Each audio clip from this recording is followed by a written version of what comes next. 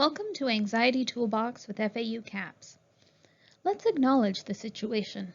This is a workshop series for people who experience anxiety. Some of you may feel anxious about proceeding through this workshop. That's normal and to be expected. Good for you for participating anyways. Actually, exposure to anxiety-provoking situations is a major tool in managing anxiety. We'll talk more about this later, but for now, good job. Hopefully, as we move forward in the workshops, you will find your anxiety decreasing. We'll start by giving a brief summary about what Anxiety Toolbox is and what you can expect while participating in these workshops. As you may have read in your workbook, there are 3 sessions for Anxiety Toolbox. In order to get the most from this seminar, we ask that you have your workbook during all the sessions. However, if you forget it, you can download a new one. Because the onset and causes of anxiety can vary from person to person, this seminar will not focus on identifying the cause for your individual experience. Instead, this seminar will focus on better understanding anxiety symptoms and on building skills to cope with anxiety. The 3 seminars are divided into content that builds upon itself. Today, in Session 1, we take a broad look at 4 symptom clusters of anxiety and introduce a method for slowing down and disentangling the experience of anxiety. In Session 2, we focus on increasing insight on the thought patterns that impact anxiety. Increasing awareness and understanding are major tools in addressing anxiety. In Session 3, we develop alternative responses to anxiety and create a personalized action plan for managing anxiety. There are in-session exercises and homework assignments. The assignments are for you and you only. You will not be required to provide your responses out loud at any time.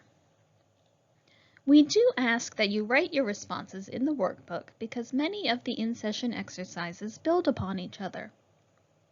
To complete some written worksheets, you will be asked to look back and/or elaborate on a prior assignment from time to time. This seminar provides a lot of information in a very short period of time. At times, you may feel somewhat overwhelmed by all the information. That's okay. Remember, the workbook is yours to take with you, and we strongly encourage you to review the materials between sessions.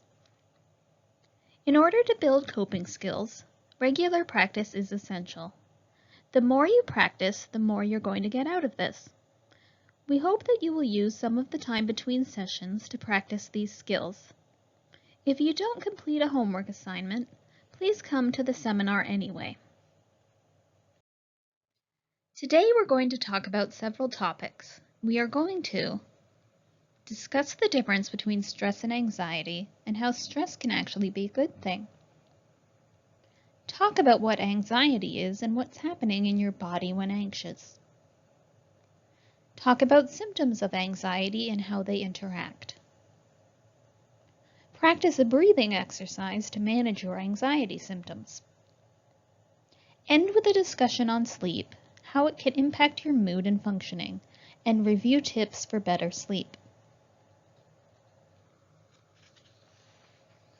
Before we dive in, let me highlight that in your workbook you'll find information sheets on much of what we talk about throughout the seminar. Feel free to take notes on those worksheets if you want to, but no pressure, it's not required. So let's start by talking about what stress and anxiety are.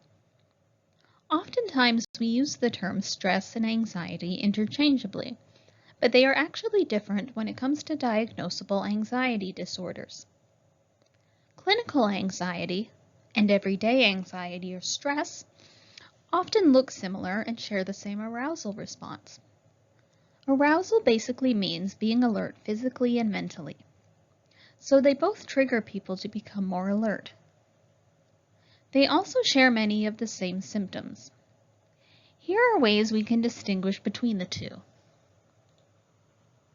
Stress or everyday anxiety is a response to a known environmental factor. Symptoms usually go away when the stressor goes away. Is something we all experience at some point in our lives. Can be motivational.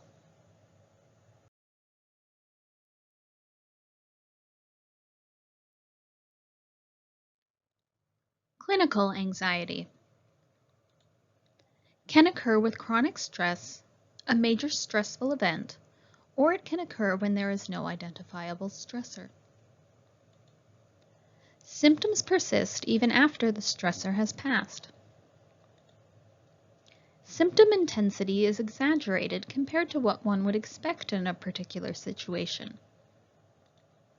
Causes significant distress and interferes with your daily life. Is not motivational. Is perpetuated by avoidance, which we will discuss later. Anxiety can take many different forms and may or may not be diagnosable. Anxiety ranges in severity from everyday anxiety and stress to a diagnosable anxiety disorder. For a list of the differences between stress and clinical anxiety, and for more information about various anxiety diagnoses, I encourage you to take some time after or between sessions to see page 39 and 40 of the appendix. For now, I want to highlight the part about stress or everyday anxiety as a motivator, and high levels of anxiety as a hindrance to performance. Please turn to page 7 for a visual of the Yerkes-Dodson model of arousal and performance. The idea here is that someone who has no stress or anxiety, aka no arousal, has little motivation to perform and keep up with their responsibilities. Whereas someone with too much anxiety or arousal may attempt to avoid the situation or perform poorly due to their symptoms. However, with a moderate level of arousal from stress or anxiety, a person is likely to be motivated to prepare, concentrate, or do whatever is necessary for the situation without becoming debilitated or avoidant. For example, some stress before a test or deadline may motivate and energize you to study. However, with minimal or no stress, you may say, "Why bother studying?" and decide to wing it. With too much anxiety, you may feel overwhelmed, hopeless, and avoid studying at all.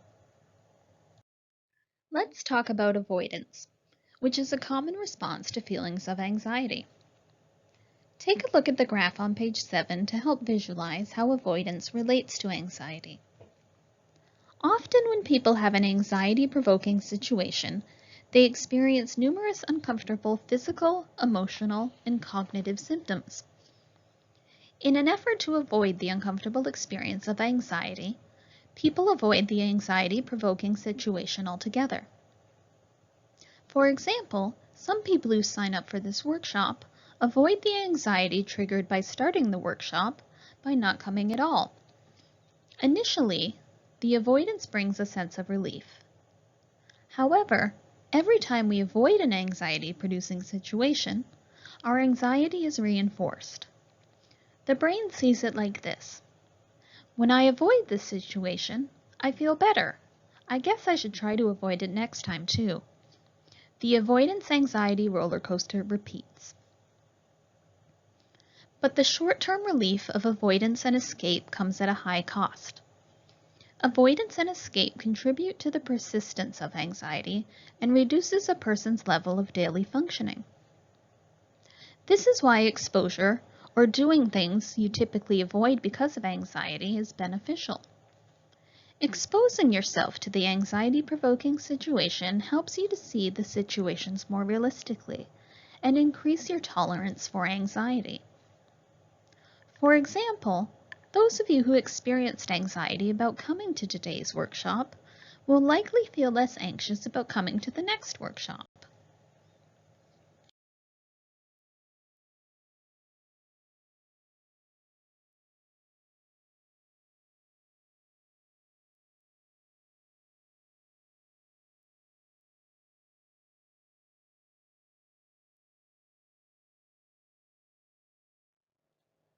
Okay, so how can we increase exposure and get off the anxiety avoidance roller coaster? First, we need to understand what's going on for you when you experience anxiety. Let's start by talking about what's going on in your body when you experience stress or anxiety. A big part of anxiety has to do with our physiological responses to stressors. Some of you may have heard of the fight, flight, or freeze response. That's what we're talking about here. Essentially, the most primitive part of our brain, our amygdala, has an evolutionary basis in protecting us from danger. This is a good thing. Our amygdala is our body's anxiety switch.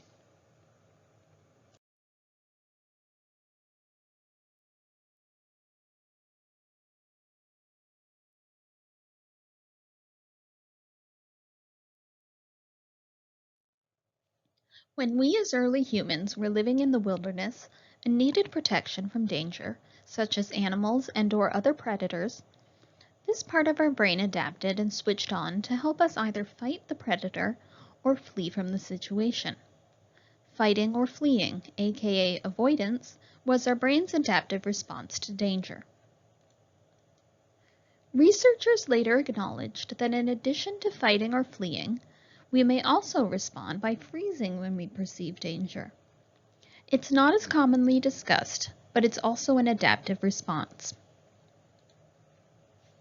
The freeze response is more of an automatic shutdown in functioning, like a deer caught in the headlights.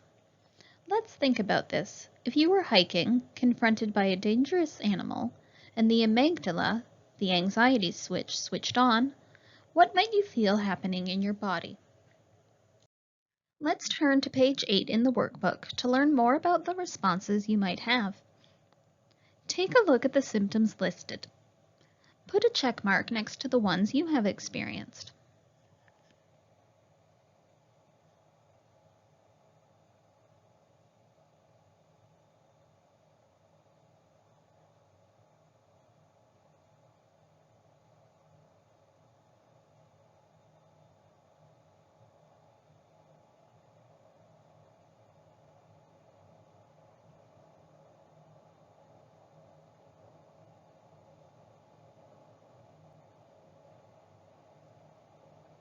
I'm sure some of these will sound familiar to you.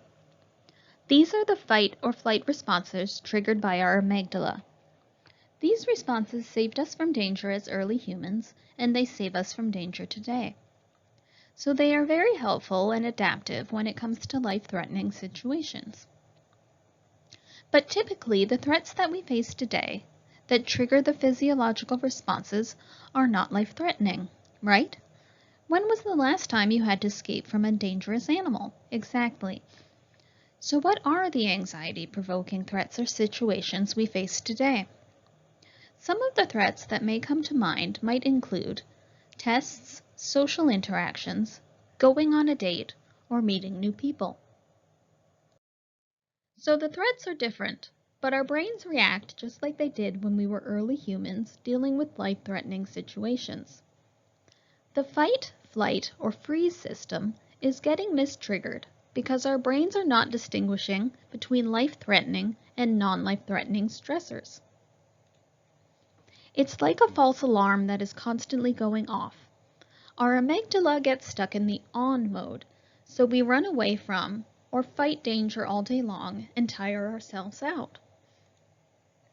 Further, the amygdala learns that this level of arousal and anxiety, this constant on mode, is the new norm, and the amygdala adapts and adopts this new elevated level of anxiety for your body. This may be why you feel anxious all the time. So the fight, flight, or freeze response triggered by the amygdala contributes to physiological symptoms of anxiety. These physiological symptoms are one of the uncomfortable things that we avoid when we avoid anxiety-provoking situations. But they are only one component of a greater picture of anxiety. Let's get a fuller picture. As we talk about anxiety, we will be using a specific model called cognitive behavioral therapy, or CBT. This model is evidence-based in treating anxiety. The CBT model focuses on interactions between symptoms in three areas: thoughts, feelings, and behaviors. When we talk about anxiety, we add physical sensations to this model because, as we discussed, physical sensations are a major part of the anxiety experience. So in these 3 sessions, we'll focus on 4 symptom clusters: physical, emotional, behavioral, and cognitive responses. Page 9 in your workbook has a visual of the model and an example. This diagram illustrates how each of these symptom categories interact with and impact the others. This CBT model is a fundamental part of this anxiety seminar, and we will frequently refer to this diagram, which is called a cross-sectional formulation, throughout the 3 sessions. At the top of the page, you fill in a situation, something that happened, or an occasion during which you felt anxious. Before completing our own personal cross-sectional formulation, it is important to acknowledge that for some of us, this activity, thinking about and writing down our anxiety symptoms, may increase our current anxiety. Even thinking about this activity may increase our anxiety. This is totally normal, especially if we are accustomed to avoiding thinking about it. Just know that as we spend time talking about anxiety in a constructive manner, the intensity of the anxious feelings will most likely begin to decrease. And at the same time, we will be practicing our new tools to manage the anxiety. Okay, so now we're going to get into it. Looking at the blank diagram on page 10, please take a minute to think about a situation where you felt anxious and jot down the corresponding symptoms of the anxiety you personally experienced. If you are having trouble thinking of symptoms, see pages 11 and 12 for examples of symptoms. Take a few minutes to write these down.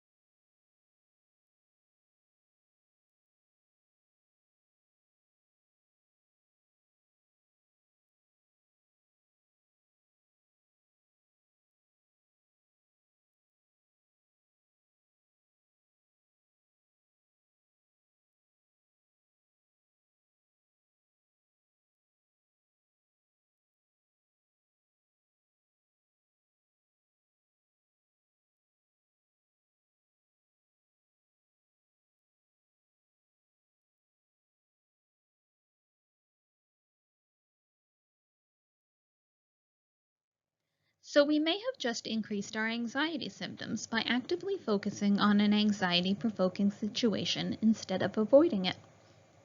Let's learn a new skill for our anxiety toolbox. One of the most effective coping strategies you can use for anxiety symptoms, particularly the physical ones, is to use deep breathing and relaxation techniques. Remember how we talked about the fight, flight, or freeze response? This response activates your sympathetic nervous system. It sends oxygen to your arms and legs so that you are prepared to fight or flee. However, less oxygen is sent to our thinking brain and our prefrontal cortex, which makes it difficult to think clearly. Deep breathing and relaxation activate the other part of your nervous system, the parasympathetic nervous system, which sends a signal to your brain to tell the anxious part that you're safe and don't need to use the fight, flight, or freeze response. Deep breathing gets more oxygen to the thinking brain. Also, by addressing the physical fight, flight, and freeze symptoms directly, you are freeing up mental energy to address other symptoms. Before we practice the deep breathing, let's take a moment to check in on our anxiety level. This is like taking a thermometer reading of anxiety. We are going to rate our anxiety on a scale of 1 to 10. 1 being very low to non-existent, and 10 being the most severe anxiety you've ever experienced. Please jot down what your number is right now. So let's learn this new skill of deep breathing. I will explain it and then guide you through it as a group, and then provide some time for you to practice on your own. If this is too uncomfortable to do right now, just follow along and then try this at home when laying down to feel the full effect. Deep breathing sounds simple, but it actually takes some concentration and focus. Place one hand on your stomach and one on your chest, like in the picture. We want to feel the hand on our stomach move in and out more than the hand on our chest. We will take a deep breath in through our nose. As we inhale, we count in our mind 1, 2, 3, 4, and we imagine using the air we breathe in to push against our hand on our stomach. Hold for a count of 2. Then we exhale through our mouth like we are blowing out a candle. Exhale for a count of 1, 2, 3, 4, and pause before starting again. Now let's all try. Breathing in for a count of 4, holding for a count of 2, and breathing out for a count of 4. Now take a moment to practice on your own.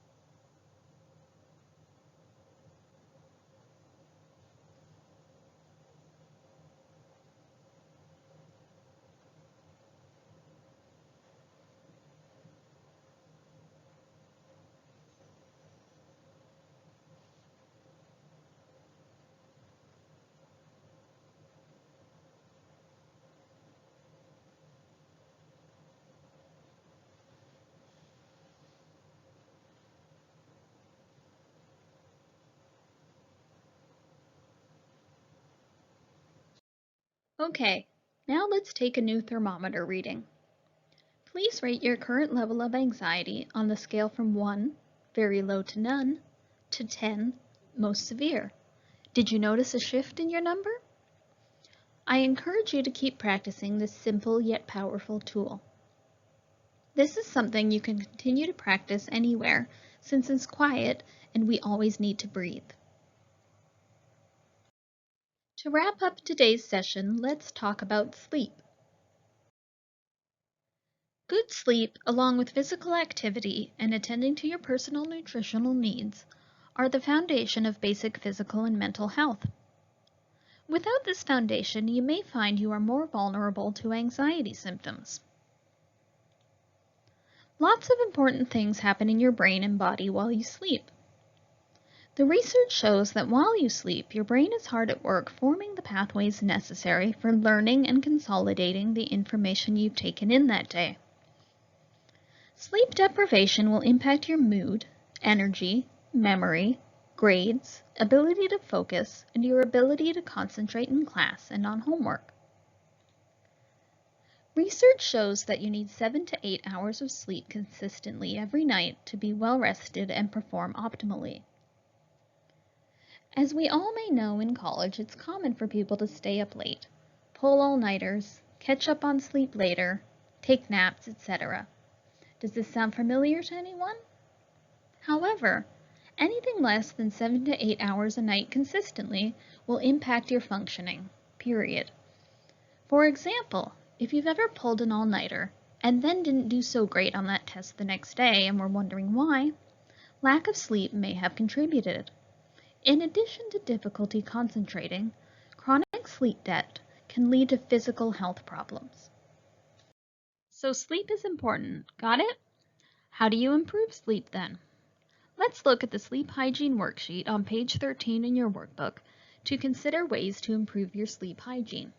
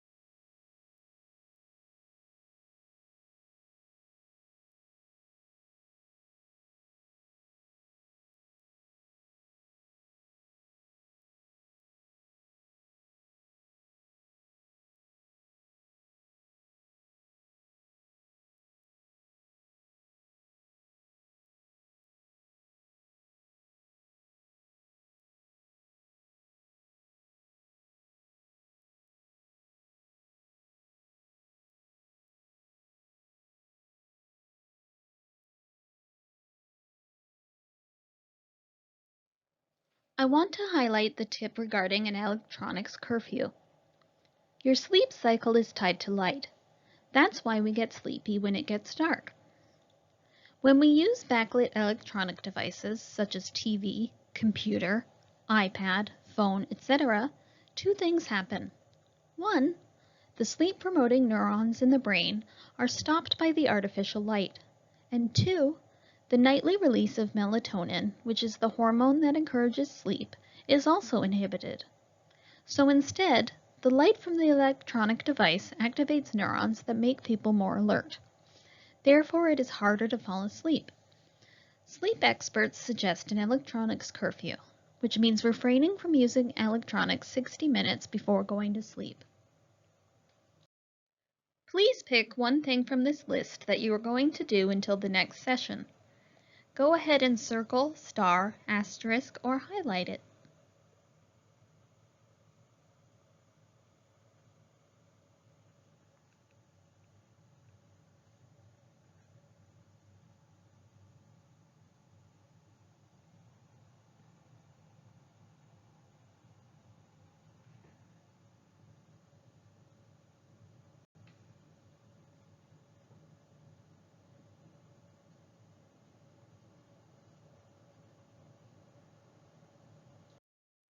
Today was about slowing down and disentangling the anxiety process.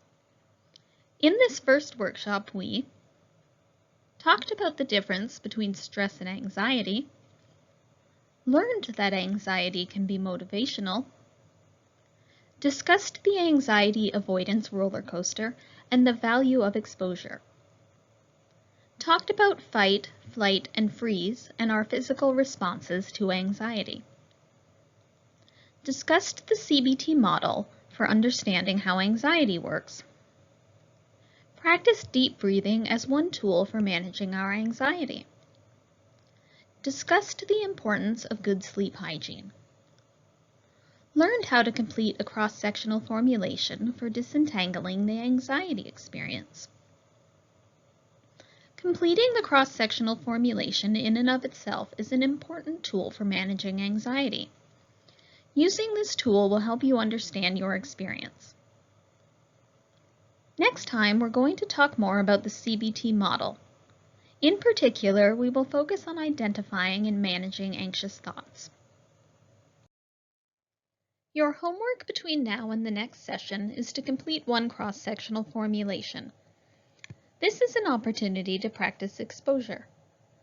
If you feel up to it, choose an activity that you typically avoid. Otherwise, use a situation you experience over the time until the next session, or something that happens to you often. Try to complete the worksheet as soon as possible after the event. If you're unable to do so, jot down some notes on your phone to review later to prompt yourself to remember what happened. You have multiple blank copies, so feel free to do more than one between now and the next session. Try at least one a day. That might sound a little overwhelming, but the more you practice, the better you will be at using your tools. Also remember to incorporate your sleep tip and practice deep breathing in your daily life. The deep breathing practice is helpful not only when you are feeling anxious, but is helpful in maintaining a calm, clear mind. FAU Counseling and Psychological Services would like to acknowledge and thank our colleagues at Counseling Services, California Polytechnic State University, San Luis Obispo, for so generously sharing their Anxiety Toolbox program with us.